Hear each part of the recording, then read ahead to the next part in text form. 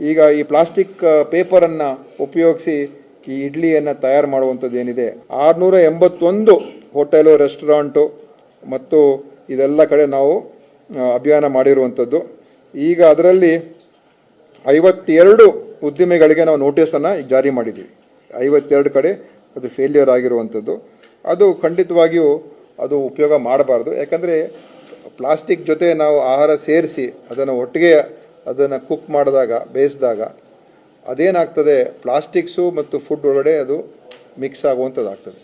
ಮತ್ತು ಪ್ಲಾಸ್ಟಿಕ್ಕು ನಮ್ಮ ದೇಹದ ಒಳಗಡೆ ಹೋಗ್ತದೆ. ದೇಹದ ಒಳಗಡೆ ಹೋದ ನಂತರ ಅದು ಪರ್ಮನೆಂಟ್, ನಾವು ಸಾಯೋವರೆಗೂ ಆ ಪ್ಲಾಸ್ಟಿಕ್ ನಮ್ಮ ದೇಹದ ಒಳಗಡೆ ಇರ್ತದೆ. ಮತ್ತು ಅದರಲ್ಲಿ ಆ ಮೈಕ್ರೋ ಪ್ಲಾಸ್ಟಿಕ್ಸ್ ಏನಿರ್ತದೆ ಅದು ಬೇರೆ ಬೇರೆ ಇನ್ನೊಂದು ಏನು ಬಿಸ್ಫೆನಾಲ್ ಎ ಅಂತ ಒಂದು ಹೇಳ್ತಾರೆ, ಅದು ಕೂಡ ಹಾನಿಕಾರಿ ಅಂಥದ್ದು. ಮತ್ತು ಈ ಮೈಕ್ರೋ ಪ್ಲಾಸ್ಟಿಕ್ಸು ಒಳಗಡೆ ನಮ್ಮ ದೇಹದಲ್ಲಿ ಸೇರಿದಾಗ ಅದು ಕಾರ್ಸಿನೋಜೆನಿಕ್ ಆಗುವಂಥದ್ದಕ್ಕೂ ಕೂಡ, ಅಂದರೆ ಈ ನಮ್ಮ ಕ್ಯಾನ್ಸರ್ ಬರತಕ್ಕಂಥದ್ದಕ್ಕೆ ನೇರ ಸಂಬಂಧ ಇಲ್ಲದಿದ್ರೂ ಕೂಡ ಅದಕ್ಕೆ ಒಂಥರ ಕ್ಯಾಟಲೈಸ್ ಮಾಡ್ತದೆ, ಅದನ್ನು ಸ್ಪೀಡಪ್ ಮಾಡ್ತದೆ.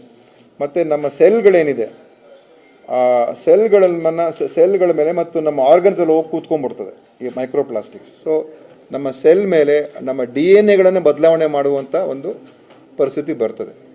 ಸೊ ಇದು ಆರೋಗ್ಯಕ್ಕೆ ಒಳ್ಳೆಯದಲ್ಲ. ಮತ್ತು ಈ ಪ್ಲಾಸ್ಟಿಕ್ಸ್ ಅದು ಪರ್ಮನೆಂಟಾಗಿ ಉಳ್ಕೊಂಡ್ಬಿಡ್ತದೆ. ಸೊ ಇದು ಖಂಡಿತವಾಗಿ ಉಪಯೋಗ ಮಾಡಬಾರ್ದು. ಅದನ್ನು ಕೂಡ ನಾವು ಕಂಡುಹಿಡ್ದಿದ್ದೇವೆ. ಸೊ ಈ ಥರ ಇದ್ದಾಗ ನಾವು ಈ ಕ್ರಮಗಳನ್ನು ನಾವು ತಗೊಳ್ತಾ ಇರುವಂಥದ್ದು ಏನು ಸುರಕ್ಷತೆ ಮತ್ತು ಗುಣಮಟ್ಟ ಎರಡರ ಬಗ್ಗೆ ಆದ್ಯತೆ ಕೊಟ್ಟು ನಮ್ಮ ಇಲಾಖೆ ಇದು ಪ್ರತಿ ತಿಂಗಳು ಕಾರ್ಯಾಚರಣೆ ಮಾಡ್ತಾ ಇರ್ತಾರೆ. ಪ್ರತಿ ತಿಂಗಳು ನಮಗೆ ಏನು ಕಾರ್ಯಾಚರಣೆ ವರದಿ ಇರ್ತದೆ ಅದನ್ನು ಅದನ್ನು ಬಹಿರಂಗಪಡಿಸ್ತಕ್ಕಂಥದ್ದು ಕೂಡ ಮಾಡ್ತೀವಿ.